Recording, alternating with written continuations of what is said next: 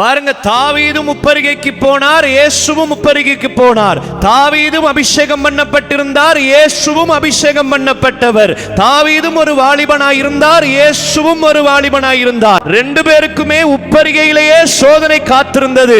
ஆனா தாவீது வந்த சோதனையிலே விழுந்து போனான். ஆனா இயேசுவோ சோதனையிலே ஜெயம் பெற்றார். காரணம் என்ன தெரியுமா?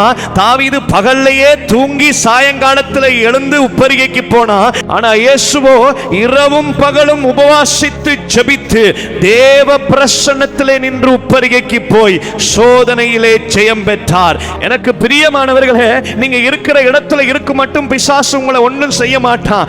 எப்ப நீங்க உப்பரிகைக்கு போறீங்களோ, எப்ப நீங்க மேல மேல உயர்ந்து கொண்டே போறீங்களோ, அப்பதான் காய்க்கிற மரத்துக்கு கல்லடி விழுகிறது போல பிசாசோட பார்வை எல்லா சோதனையும் உங்க பக்கமா திரும்ப ஆரம்பிக்கும். தாவீதும் மேல மேல போய் உப்பரிகைக்கு போன பொழுதுதான் குளிக்கிற பச்சைபாலை பார்த்து கண்களால இச்சித்து அவளோடு விபச்சாரம் பண்ணி அவன் புருஷனை கொலை செஞ்சு பாவத்திலே விழுந்து போனான். எனக்கு பிரியமானவர்களே, இயேசுவையும் பிசாசு உயர்ந்த இடத்துல கொண்டு போய் தான் பூமியின் ராஜ்யங்கள் எல்லாவற்றையும் அவருடைய கண்களுக்கு காட்டினான். ஆனா இயேசுவோ கண்களின் இச்சையினால பாவத்துல விழுந்து போகல. பிரியமானவர்களே, சோதனையை ஜெயித்து பிசாசை துரத்தினார். பிரியமானவர்களே, காரணம் என்ன தெரியுமா? தாவீதை போல தூங்கி எழும்பி போகல, தூங்காம உபவாசித்து ஜெபித்து போனார். கொண்டு வந்த சோதனை எல்லாம் வார்த்தையினாலேயே முறியடித்தார். காரணம், வாயில மாத்திரம் வார்த்தை இருக்கல, கிருபையிலும் சத்தியத்திலும் நிறைந்தவராய் இருந்தார். பிரியமானவர்களே, இன்னைக்கும் பிசாசு உங்க வாழ்க்கையில நீங்க உயர உயர போகிற பொழுது